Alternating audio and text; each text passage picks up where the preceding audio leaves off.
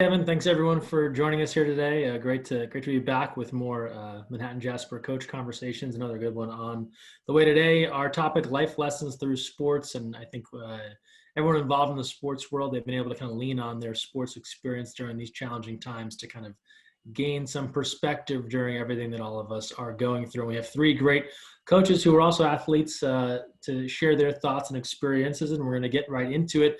And we're going to start off with a fairly broad question and then kind of drill down from there. And as Kevin mentioned, we have the Zoom group chat open. So if you have a question for one of our panelists, feel free to add that in the comments, and we'll make sure we address those as we go on.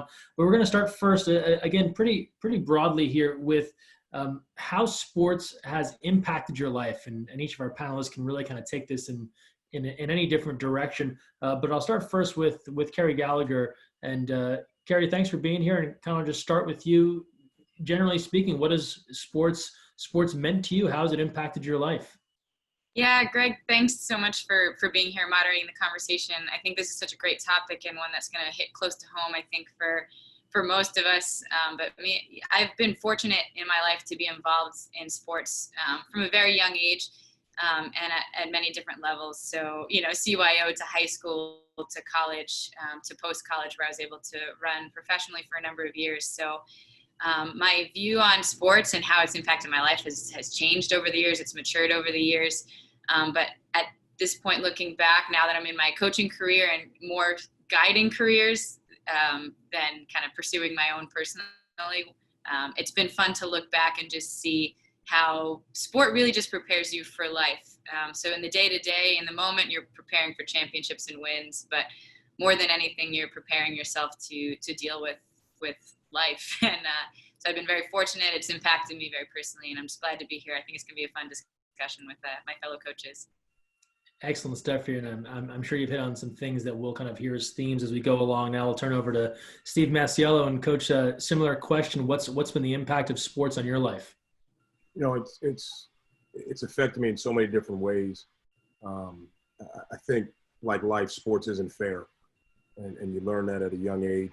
And there's so many parallels that you can reflect back on of experiences you've been through or dealt with that can help you through times in life. It also gives you, great routine, consistency, and discipline that I think prepare you at a young age. Even if you're playing CYO or AAU basketball or whatever it might be, in 7th, 8th, 9th grade, you're creating habits that'll last you a lifetime. And I think you mature a lot faster because of sports, because some of your peers aren't getting up at Saturday mornings at 7 a.m. or aren't taking 5-hour bus rides. So you're getting exposed to things. A lot of them are great, but there's a lot that goes on behind the scenes that you're exposed to at a very young age. I think that prepare you for down the road for things. So for me, I think the failure is good, and the discipline is great, and I think that's the great thing about sports. Thanks for that. Now we'll turn to Phil Wildermuth. And Phil, your thoughts on how sports has impacted your life. Well, first of all, I want to thank you for having me here today. It's an honor to be sharing the same screen with Coach Masiello and Coach Gallagher. So I have a lot of respect for both of them. Sports has had such a huge impact on my life because I grew up in a small town, Sydney, Ohio, where it was just farmland, factories, and foundries. So you grew up and you need an outlet when you work that type of job. So your outlet was sports. So in the fall, there's a big buzz around high school football on Friday nights, a big buzz around the state for Ohio State football. But for me, it went beyond that, because for me, it was a way out. Because I watched my dad work 47 years in an aluminum foundry. So I wanted more out of my life than just foundries and factory work. So I worked hard. I went off to college to play football. After going off to college, I discovered golf, and I decided that's what I want to do. So I didn't get hit anymore. So after working on my golf game for 3 years, I went out to New Mexico State University to the professional golf management program out there run by Pat Gavin, who does an amazing job. I had some small successes out there. I won a couple of tournaments, and they thought that I should try New York. And so I thought I'd give it a try, and started out at Centennial Golf Club in Carmel, New York for 6 years. And that led me here to Pelham Country Club, and which is now the home golf course for Manhattan College. So for me, it was a way out and a better life. That's excellent. And I think all three of you touched on the idea of sports impacting you from an early age, right? Whether it was the first time you went for a competitive run or CYO or age group basketball or kind of coming out of college and getting involved with golf. Kerri, I'll kind of go back to you and ask about some of the values that were instilled in you early on in sports that you've kind of carried through. What are some of those important things you picked up at a young age that you still work with now? I think persistence and perseverance stands out the most to me in terms of a value that you learn through sports. And in my CYO days, somehow I always ended up on the least competitive team. I don't know if that was me or luck of the draw. I really don't know. But I spent a lot of time losing as a team, but having a lot of fun with the people I was working with. And so you just learn to show up. You learn to show up. Maybe in those early days, it's practice 2 or 3 times a week and then a game on the weekends. Then you get to high school and you're practicing maybe 6 days a week, to college and post-college. But you kind of go through those steps of just showing up, and more losses than wins most of the time, especially as you're learning the sport. And I think that's something that you have to learn and have to go through, because I remember those early years out of college where you have to start showing up. You're at the bottom of the totem pole again. You're working, probably the lowest level in your company. Maybe you're working some side jobs to make rent, whatever your situation is. And it's already built into you to show up and keep working and just know that better days are coming and know that your work's going to pay off. So to me, perseverance, persistence, that's one of the biggest values that sticks out to me. Steve, you talked about athletes doing things that others don't, and kind of the gains that you get from that, the long road trips, the early weekends. What are some things that you learned early on in your sports career, some values that you picked up that you still work with today? I think for me, I think in general, people are so afraid of failure. And sports teaches you failure is okay. Heartbreak is okay. And I think, in life, we're all so afraid of that other side of being uncomfortable or going to places that we're just not used to. And sports demands that. It's not by accident, you become great at anything. It takes a lot of going to that dark place and going to places that you're afraid of and failing more than you succeed. And I think being in the arena as an athlete and as a coach, you know you're going to fail and you're ready for it and you're prepared for it. And you've got to figure out, get back up, as Kerri said, show back up the next day. And when you get that, there's a great joy in that. There's a great freedom from that. You don't care what anyone says. You don't care what anyone thinks. You don't care. You're kind of your own ruler, so to speak. Once you grasp that, and it takes some people a while in sports to get it, and some people get it early and quick. But for me, it really creates fearless. You're just fearless. There's nothing you're afraid of because you already know what it's about. You've been through it so many times. Yeah, it's a great lesson. There's some freedom that comes with not being afraid, right? To kind of go after what your goals are. Phil, you talked about coming up in an area that really had an appreciation for football, and you played that, and then you kind of found golf after that. Whether it was football or golf, what are some of the things that you learned early on that you're still working with today? Things you're still telling your athletes? One of the things I learned early on was I remember in high school, Coach Brian Deal coming up to me, and he took a risk on me. I was a sophomore in high school. He started me as a sophomore at wide receiver, and he came over to me. He said, because he knew I had a jammed thumb and I had a finger that was broke, and he said to me that no excuses. You catch the ball anyways. So I think that I've carried that on with my life is no excuses. So I tell my guys, no excuses. No excuses. It's a thing you'll hear from coaches and athletes, especially successful ones, right? That there's nothing that they're going to let get in the way.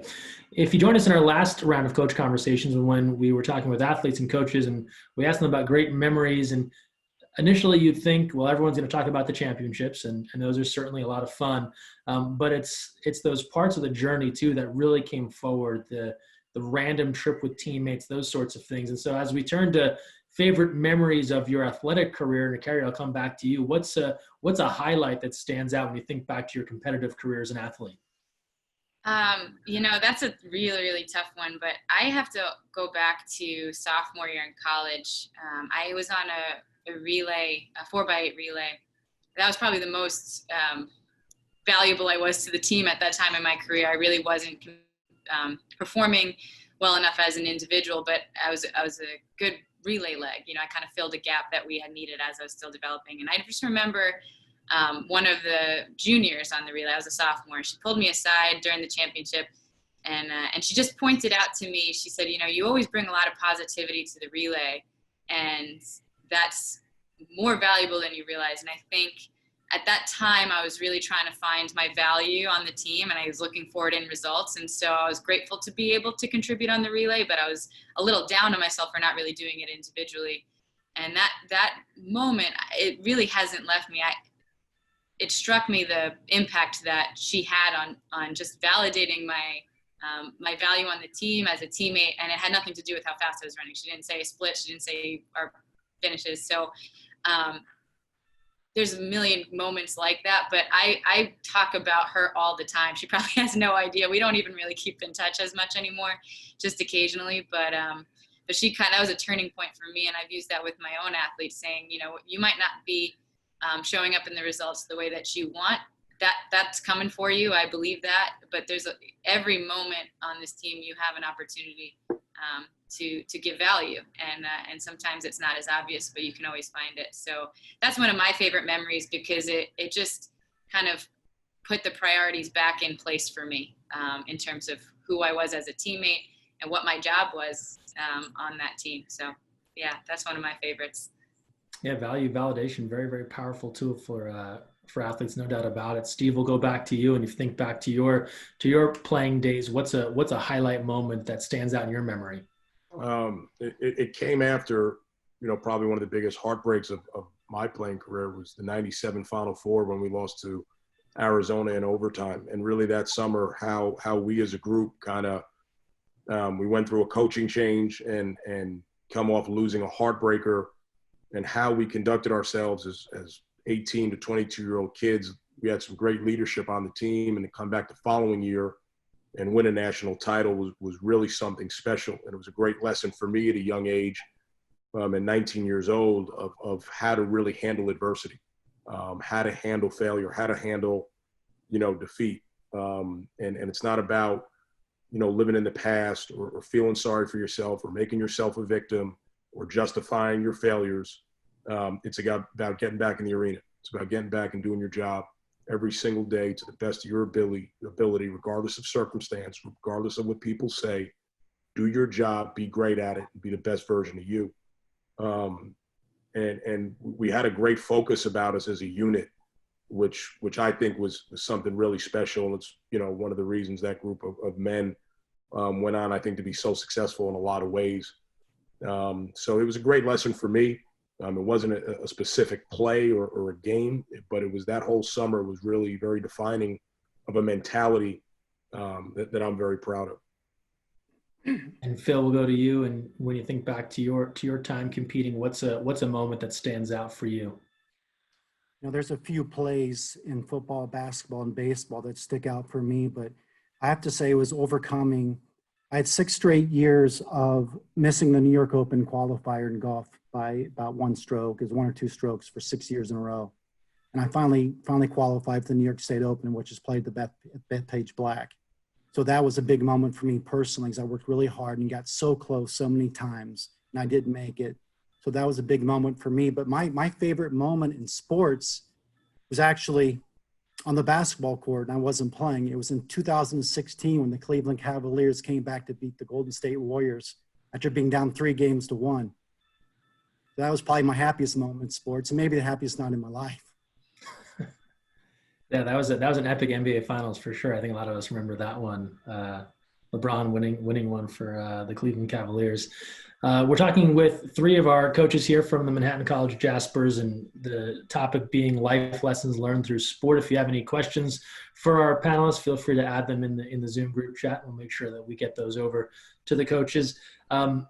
we talked a little bit about their playing careers, but all coaches now, and obviously working with teams full of student athletes that are, not only trying to be successful in sport, but now trying to enter the workforce and become successful in that next chapter of their life. And Carrie, I'll kind of come back to you. You always hear that businesses love to hire college athletes because they know how to work in a team, as all of you have pointed out, right? They know how to overcome adversity.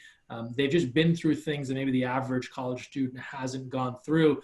When you're talking to your athletes or they're asking questions about how to be successful at that next stage, how should they be kind of promoting themselves when they're talking about their abilities for this new company, but also their student athlete experience? Yeah, sure. I mean, as an athlete, you have to be goal oriented. And I think that's an extremely valuable outlook as you're entering the workforce, to be goal oriented, to understand SMART goals. I think it's just built into sports where you have to have smaller attainable goals that build up to that championship win. It doesn't just happen overnight. You've had to achieve all the step goals along the way. So to present yourself as goal oriented, driven, and values driven too.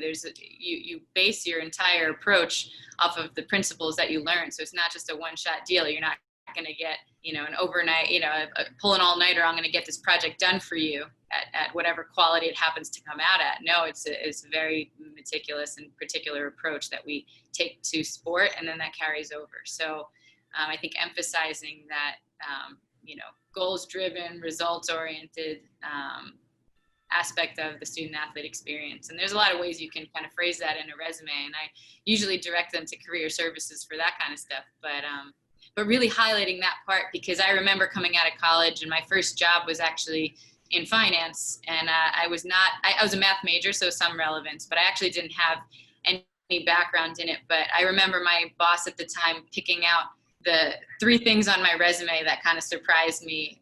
1, being a student athlete, 2, being a waitress for a number of years in high school and college, and having a job at the radio station on campus. He saw unique skills in each 3 of those jobs. So it didn't matter that I didn't have any internship experience. It didn't matter that I wasn't in the business school. He had seen those translatable skills on my resume. So just being able to speak to those is really important for our student athletes. And I'm always pointing out, to them these things that they're learning that are going to translate for our next championship, but they're going to translate further. And that's why it's worth investing the time and energy and doing it right. Steve, you just talked about kind of that bounce back to win a national championship, and that's obviously a great moment, right? But you learn so many lessons going from 97 to 98, whether it's that or the guys that you coach winning a MAC championship. Those are highlight moments, but it sounds like there are so many other lessons you get from that journey to where you want to be.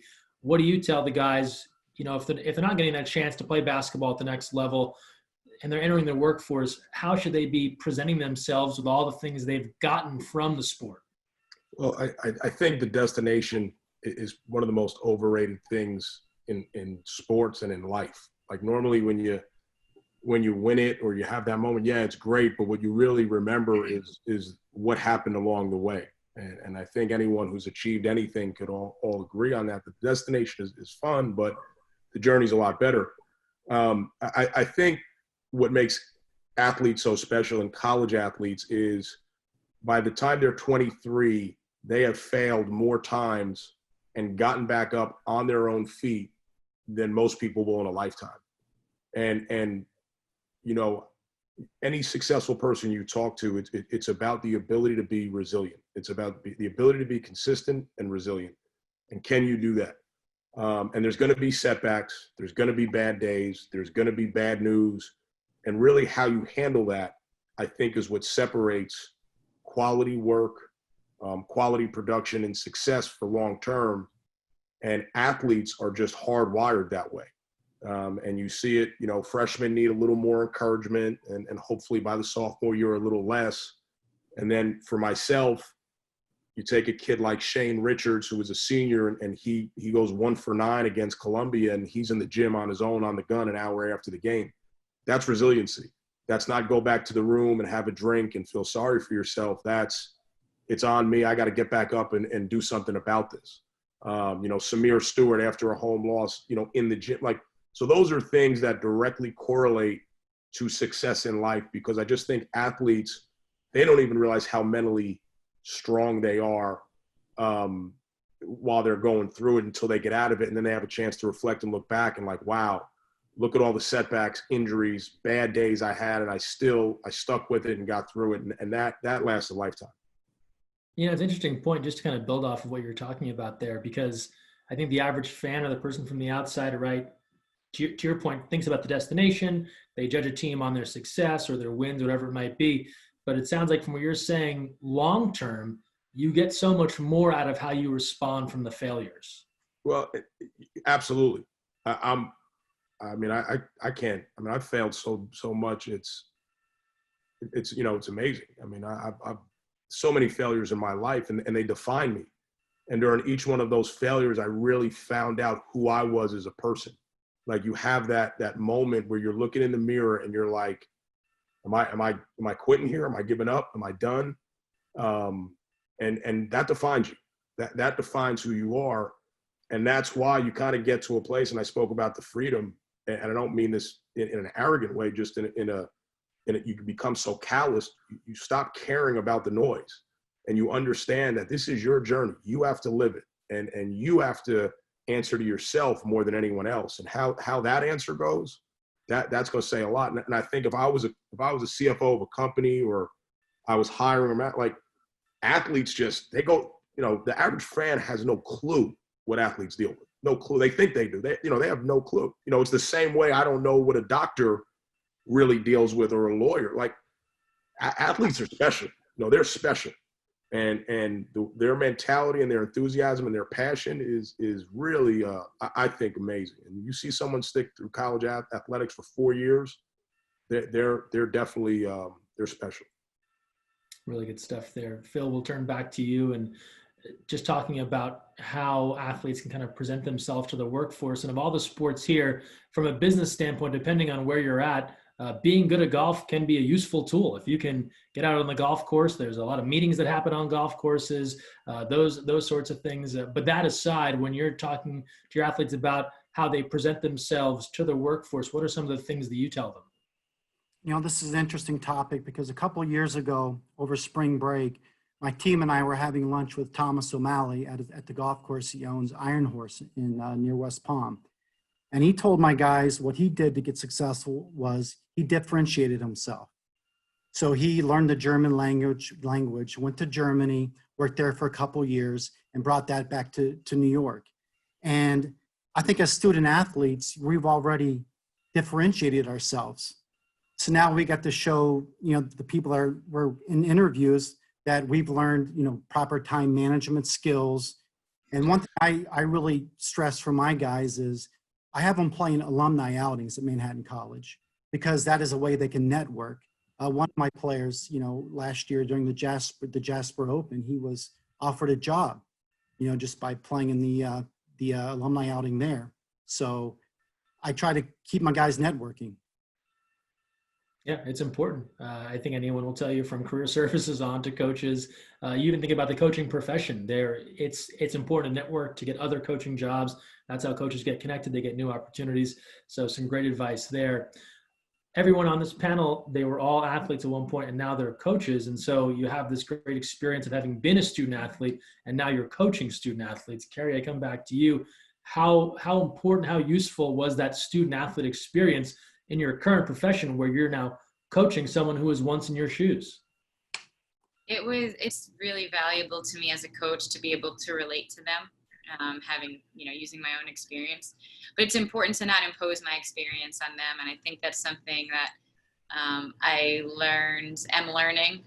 But in my fourth year as head coach here at Manhattan College, I would say I'm much better at it now than maybe my first year, of not imposing my experience. It's translatable in some ways, but their journey is their journey. So how do I help facilitate and guide their journey and their growth? Because it's going to be different, just because they're different people. But to be able to understand the day-to-day stresses that they're going through, there's a time to push and there's a time to ease up. And, if they pulled an all-nighter, trying to get a paper done because they had to do it, that might not be the time to send them on, a hard long run to show them that's not the right way to manage your time, So having been in those shoes, having made that mistake once or twice, it's helpful to be able to relate to them. And then at the same time, speak their language too. I think, they really respond to you recognizing the challenges they're going through, but then pushing them to not succumb to the difficulty. So having been a student athlete it's been instrumental in being a coach. It's not necessary. There's a lot of great coaches out there that weren't student athletes, but for me, I found it pretty helpful to be able to relate. Well, and Carrie, you hit on something interesting, and this came up in one of our previous coach conversations where some of the coaches had fairly high level experience competing professionally or post college, and you're kind of in that category, and you kind of touched on it, right? Not imposing your experience on the athlete, but how do you juggle the idea that you know what it is to do it at a high level? You want your athletes to meet that challenge, but everyone isn't you. Right. And I think translating my experiences, the details of the experience to what I learned from it. And then how do I translate that to what my athlete needs? So it's not as simple for me. 10-mile cut down runs work really well for me. They were my bread and butter all fall. And that's what got me really strong to be a fast miler for me. So what did I learn in those 10-mile cut downs that I need my athlete to learn? It might not happen in a 10-mile cut down for every single one of my athletes. Some of them, sure. But some of them it might not. But what can I do to simulate that lesson that I learned, that mental strength that I built? So it wasn't so much in the mileage or in the pace. Some of it was, obviously those details are important, but a lot of it is what was I wrestling with mentally that I conquered, and how do I translate to their experience? And sometimes you're going to test things that worked for you on them, but you can't get stuck on it. If it's not working, it's not working. And so how do you read the athlete? How do you communicate effectively with the athlete to figure out this part of it works, let's adjust this other part? And like I said, I've gotten better at it, and I will continue to get better at it over the years. But just not being stubborn on the details of the workout, but more, what are you trying to get out of that workout, and how else can you do it? Steve, you hit on some of these ideas already, but what's been beneficial about coaching student athletes and then having been one yourself? I think Kerri brings a great point. You have to be careful about imposing your will on your athletes. It's, from when I played or was around it, it's a totally different game today. And the kids are totally different today. And I think Kerri really said it very well. You want to get the message that you learned and get that to them in the most efficient way possible, but not necessarily have to have them go through what you went through. I don't know what it's like to play a game and then go back and look at Twitter and see a bunch of people who can't throw a rock in the ocean comment on my ability. I don't know how I would respond to that. There wasn't Twitter when I played. I don't know. So there's a lot of pressures on athletes today that I've never experienced, will never experience, and it's very hard for me to understand. So there's certain areas of it that you have to be careful with. I think today's athletes are much more why driven. When I was an athlete, we couldn't ask why. It was, go run till your legs fall off, and you ran till your legs fall off. Well, today's kids want to know, well, why are we doing this? And as a coach, you have to be organized, prepared, and an effective communicator to make sure you can articulate to your athletes, this is why we're doing this, because if you do this, this is going to lead to X, Y, and Z, and then they're all bought in. So it's different, but I think there are some great messages you can take and some experiences of lessons, not necessarily how they did the lesson, but experience of the lesson, and share that with your athletes today. And if you could eliminate some of the pain, upset that you went through, and kind of create that learning curve, then I think you're doing a good job as a coach.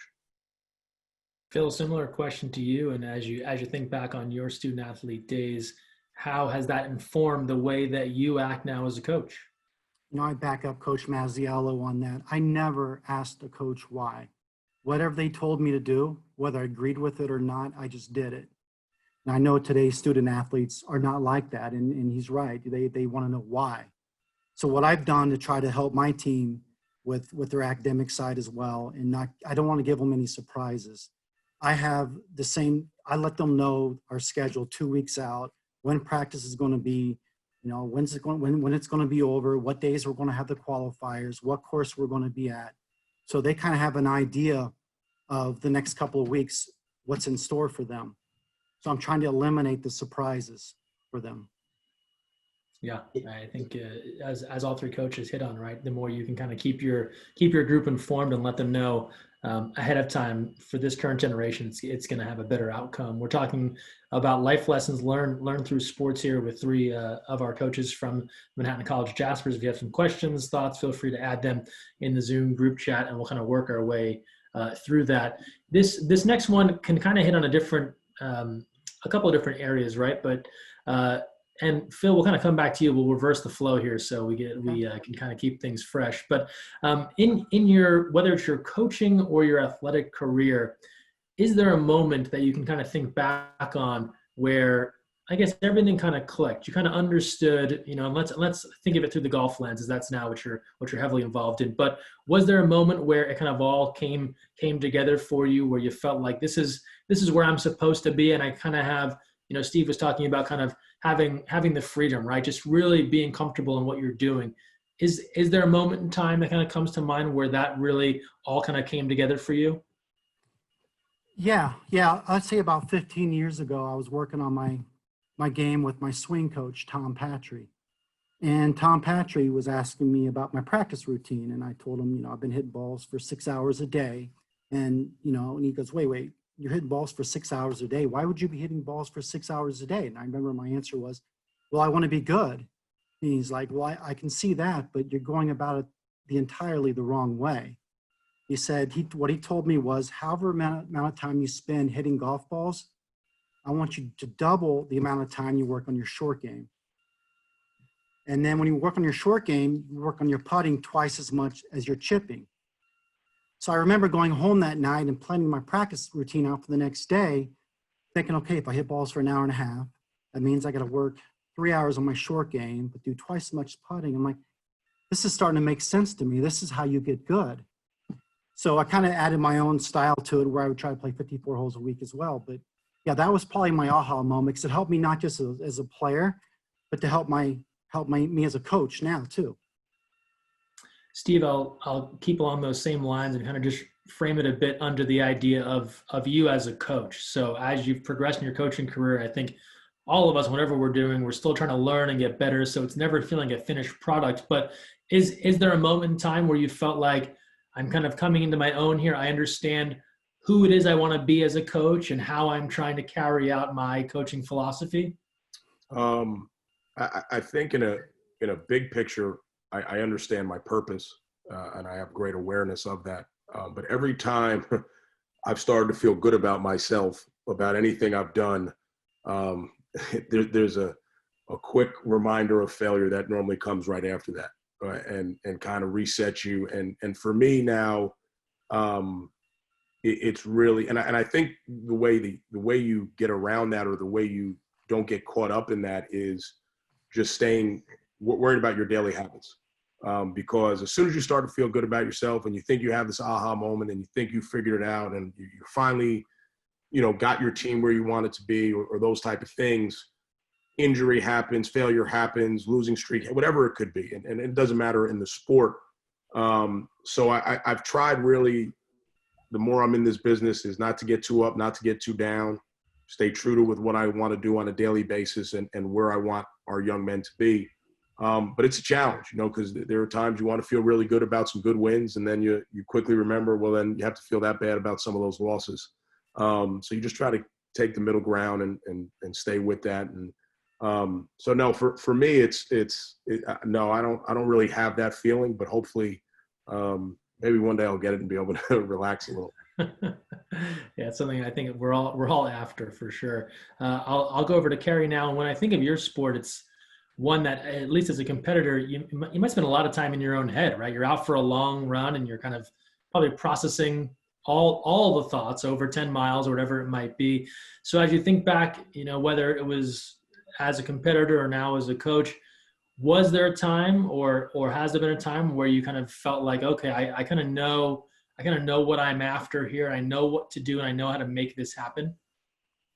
I think I can point to a moment that maybe led to an aha season. But I distinctly remember a race. It was in my post-collegiate career. I hadn't quite hit my stride yet. So I had been in it for, I think, about 2 years out of college. And I ended up running this race. It was a college race that allowed open athletes. There was a rabbit in the race that was supposed to pace the race for the first 2 laps of, 3 3/4. And I wasn't too pleased with her pacing, but instead of taking over, I just kind of raced her alongside. I wasted a lot of energy. It was a silly race. My college team was competing in that race. So my college coach was there. Obviously my post-college coach was there.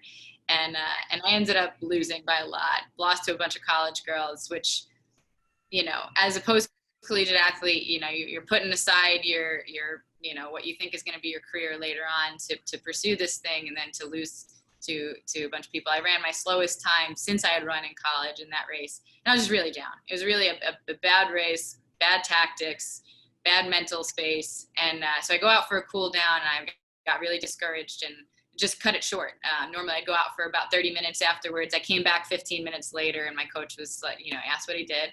I said, to be honest, I didn't finish the cool down. I just did 15 minutes.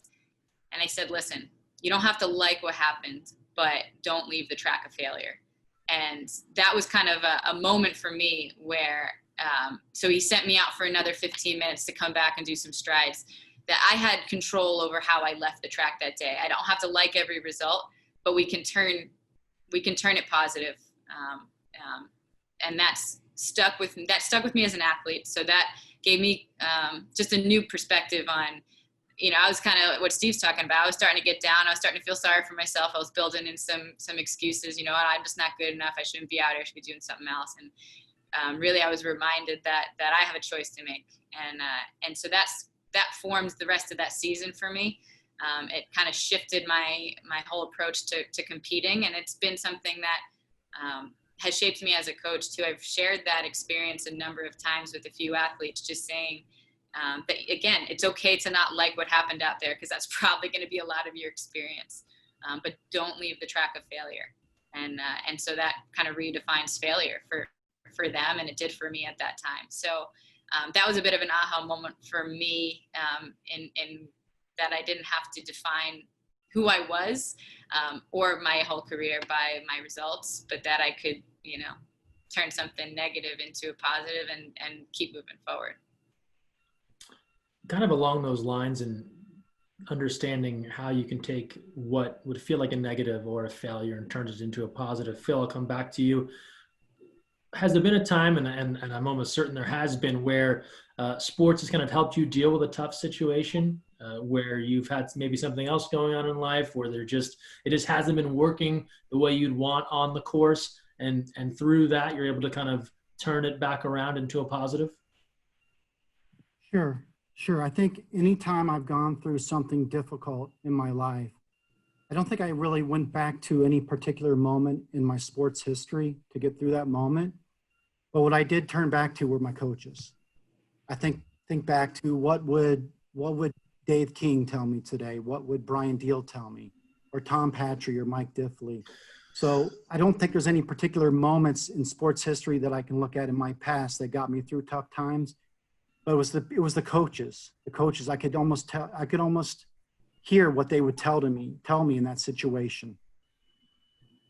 That is interesting that you hit on that. So even now, do you find yourself still reflecting back on coaches that maybe have not coached you for some time? Those messages are still so ingrained in your life? I have not talked to my high school football coach in many years, but there's so many times I think back to something that he said to me that stood out.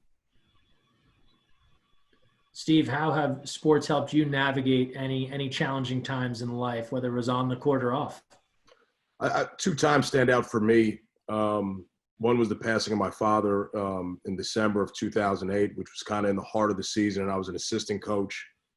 And it was great for me to get back to work, so to speak, and kind of bury yourself in that, and kind of distract yourself as you cope, as you grieve, as you go through mourning, whatever that sounds and looks like to everyone is different.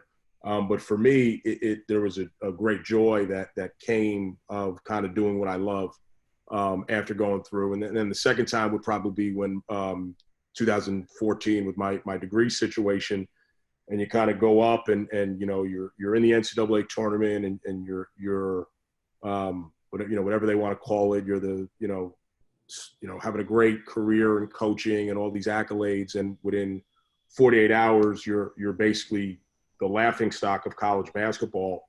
And then the anger that was basically, or the rage, or whatever word you want to use, it taught me how to channel that the right way, and kind of have a healthy outlet for it, and come back to win a championship. That following year was very, very rewarding for me. In both situations, they were extremely hard personal times that without sport, I don't know how that would have gone for me. And I think that could lead to some spirals. I think when you're an athlete, or you have that competitive mindset that a lot of us have, when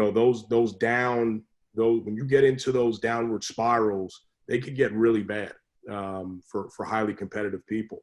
And if you don't know how to turn that and get that momentum going the other way, it could start affecting your family. It could start affecting your personal life in ways that we're finally hearing athletes talk about today with mental health and different things. And now it's okay to talk about that. But years ago, that might not have been, you just don't talk about it. You figure it out. And so I'm very thankful that I had those outlets in basketball to get me back to a place that I'm more comfortable in. Steve, you hit on two very personal moments in your life, and how sports helped you through that. Was it the family nature of sports, where you have a group of guys that kind of help lift you up, or was it the nature of sports where, as you've talked about, you have to be able to rebound from failure or loss or whatever it might be, and sports has taught that up and down lesson? What do you think it was about sports that helped you through two pivotal moments in your life? Well, the first one was different. The first one was definitely the family atmosphere. The first one was definitely, where you're hurting and you kind of looking for love and support. And I had so much of that. I was so thankful. The second time was a little different. The second time was more, okay, we're going to show the world, we're going to show everyone. It was a little more of this is about, we got to show them what we're all about right now. And both times were because of the people around that we had around each other, both different circumstances, but similar themes, and both of them were tough times for me, but, I firmly believe they're big parts of who I am today and help me, moving forward. So I'm very happy I went through it. Definitely. It really shows the importance of being able to surround yourself with a team that can help you through any number of things. Kerri, I'll come back to you, and as we talked about with Phil and Steve, but ways that sports helped you through adversity or struggle in life, whether it was in sport or out of it. Yeah, sure. I mean, I think when as an athlete, you just have to learn there are controllables and uncontrollables. And I know coaches phrase that in all sorts of different ways, but at the end of the day, there are things that are in your control and things that are out of your control. You can't control the training that other teams are doing.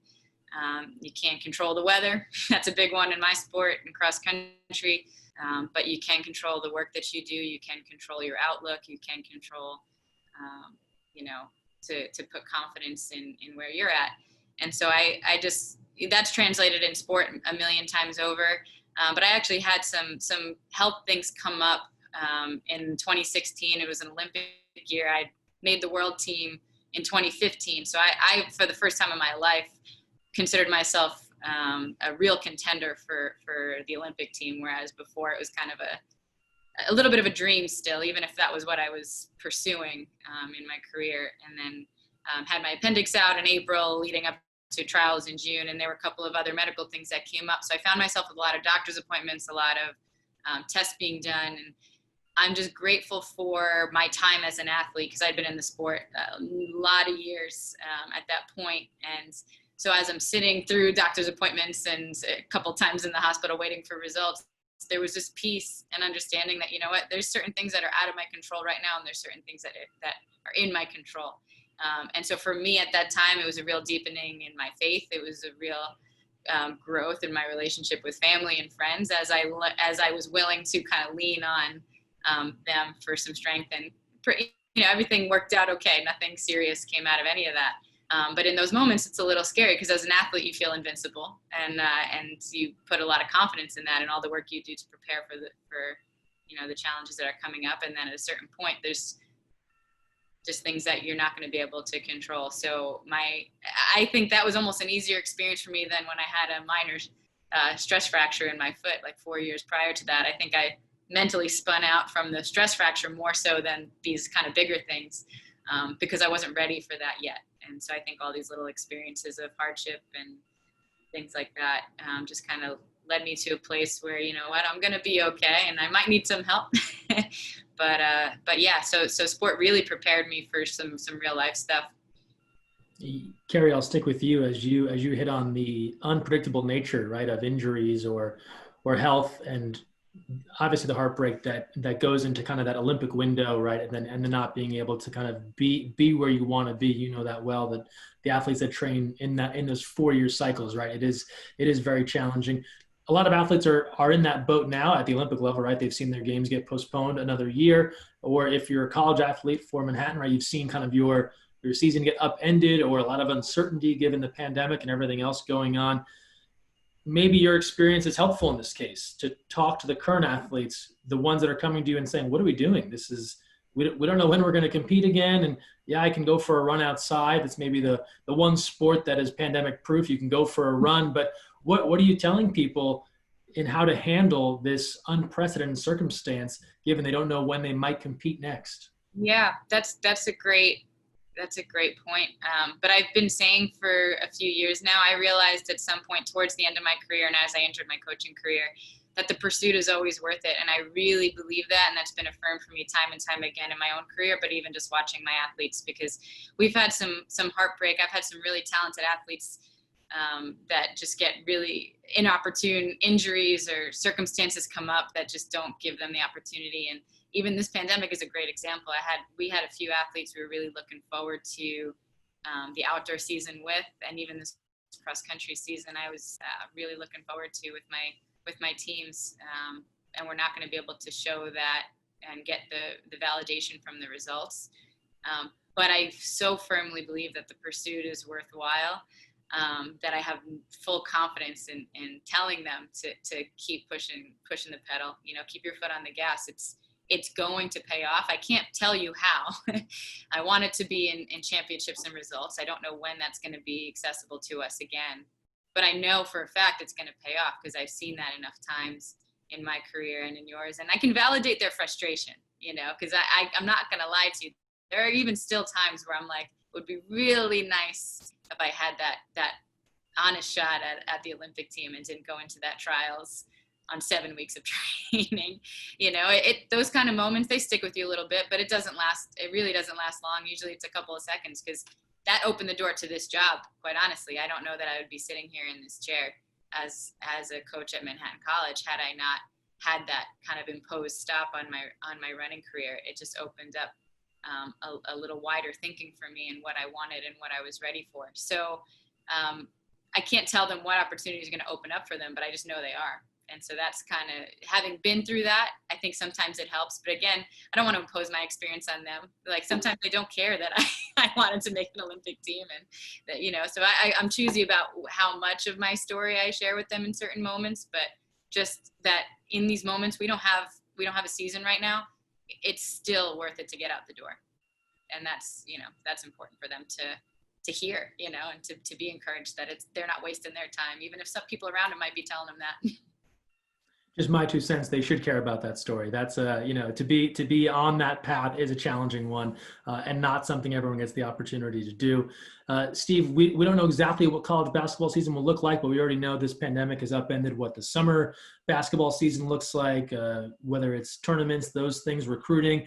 What are you telling the guys when you're getting questions about, hey, coach, what's basketball going to look like this fall and winter? I think it's funny. Phil said earlier, you know, he gives the schedule 2 weeks in advance, and I kind of laugh because for a while I would literally just spring practices literally at the last minute just to see how they responded to stuff. And I've changed now. I give mine weeks at a time, which drives me up a wall that I do that. Maybe one day I'll get to 2, but I think in that, I think right now with so much uncertainty, it's a great time to really mentally challenge yourself. And can you train? Can you be as mentally strong? Can you handle your job at the highest level, even though knowing you don't know what's ahead? Now, I do believe basketball will be played this year because of financial implications of the NCAA tournament. That's just my opinion. So I think you'll see a college basketball season. But for all athletes, you know, I think it's a great time to really challenge yourself and see how you respond to this right now, because I think there are a lot of people that are taking this as you know, hey, this is like not a vacation, but time off from an athletic standpoint. And I think it's a time you get ahead.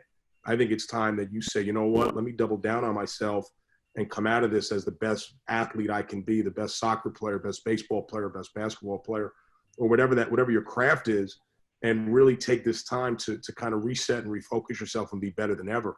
And I think the ones who do that, I'm excited about it, because there's going to be some challenges that I'm not prepared for.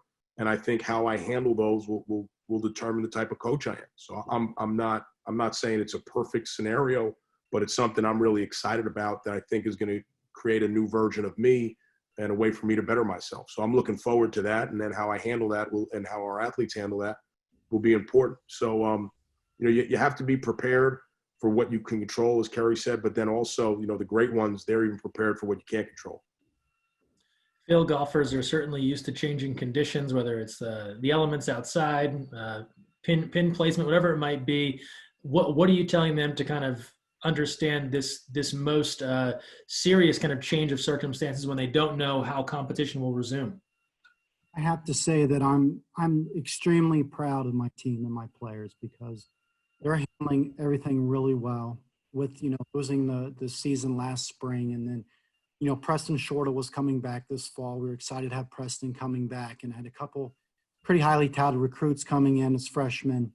And, you know, my current players have improved quite a bit. You know, Preston and Sam had improved 3 strokes on their scoring average from this year to last year. And that's unheard of for a good player to improve their scoring average by 3 strokes within a year. But they've handled it really well. I really don't really know what kind of words of wisdom I have for them through this, but I just try to be positive.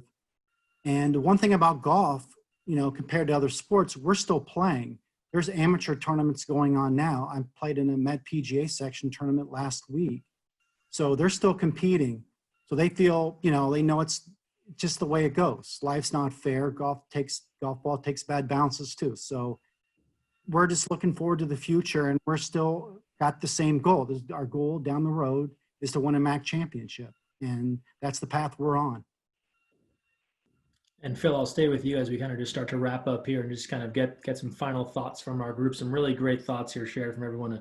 Appreciate everyone giving their thoughts. But Phil, I'll kind of come back to you on just kind of a final thought here on, you know, whether it's a current student athlete, someone who's kind of entering the workforce, but, you know, one kind of overarching theme perhaps you've learned from being involved in sports as both an athlete and a coach, something you kind of carry with yourself moving forward in this challenging time, something you can tell to those people they can kind of use to help move through these challenging circumstances. I think you just have to not be afraid to fail at anything you do. You know, challenge yourself, you know, step up, play big tournaments, go for the big job. Just whatever you decide to do, just don't be afraid to fail. I think, and I go back through my life, I think I don't regret the things I did. I kind of regret the things maybe I didn't do. Yeah, that's you know, certainly the idea of no regrets, something everyone I think can relate to. Steve, you've hit on the idea of kind of embracing failure and where that can take you moving forward. What are some other thoughts you'd leave with current athletes moving into the workforce as they try and navigate some challenging circumstances?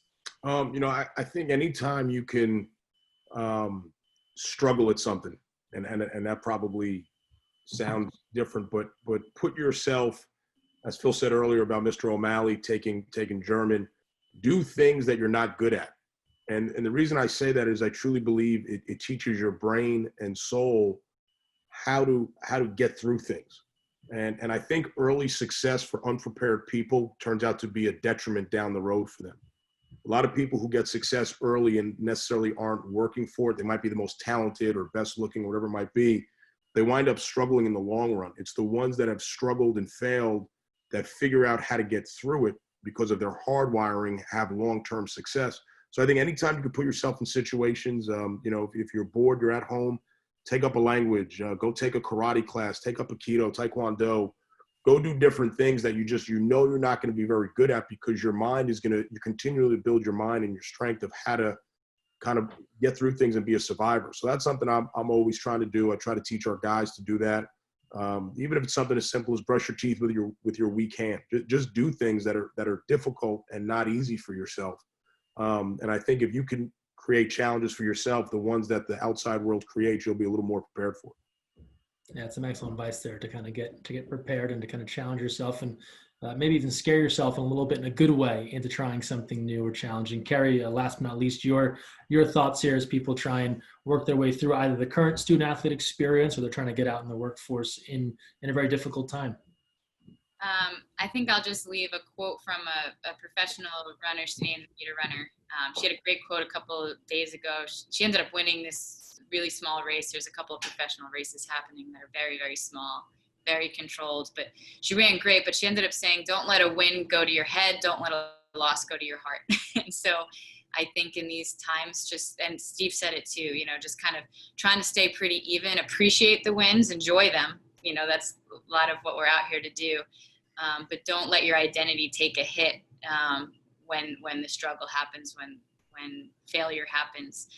Trying to stay somewhere in the middle and kind of ride the waves up and down, but not getting stuck on either end of it is really important. So I love that quote. I think it's a really good one for the student athlete in the athletics and to carry them on into life, that at the end of the day, you're going to be okay. We're all going to be okay. And so it's worth getting up every time and putting it out there. So. Great positive way to end things. Thanks, Kerri, Steve, Phil. Really appreciate all your thoughts and answers and stories.